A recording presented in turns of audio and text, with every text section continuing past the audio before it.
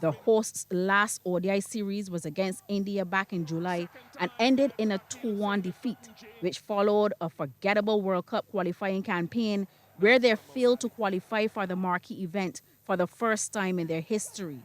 Now, under the leadership of wicketkeeper batsman Shea Hope, the Windies will have the opportunity to measure the progress they have made against an English outfit that are possibly still vulnerable from their World Cup disaster. But former Barbados and West Indies batsman Phil Wallace is warning the West Indies side that winning is a must in this series. I think we should be winning right now because we are not accustomed to winning. If we're rebuilding and we're going to lose, we're going to see 2027 and bypass it. We're not going to go to South Africa, Zimbabwe, and Namibia. So I think we should be winning. And then as we win and we move into more series in the years, we should start molding our side. But you can't tell me you're going to invest in young batters who don't have a iota of winning games or how to approach certain tough situations in the ODI cricket. We saw in the World Cup that just concluded in England. You need that experience for when the going gets tough.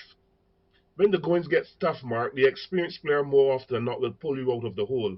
The inexperienced player will do something daft and walk into the dressing room and say sorry.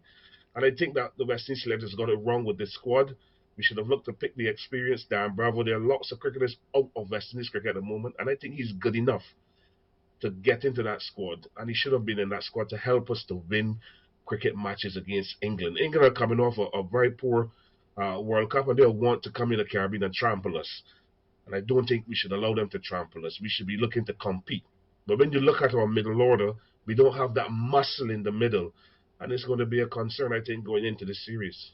The most recent encounter between these two proud cricketing nations in an ODI series occurred back in 2019, resulting in a 2-all draw, and the West Indies have not secured an ODI series victory against England since 2007.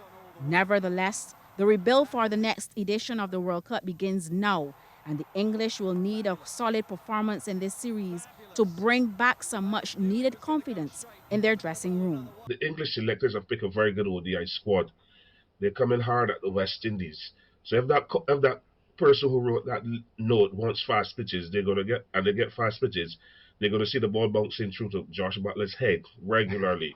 Brandon Carson, those guys are not slow bowlers. They're quick bowlers. The English have invested in fast bowlers because they realize that fast bowling is the key to success.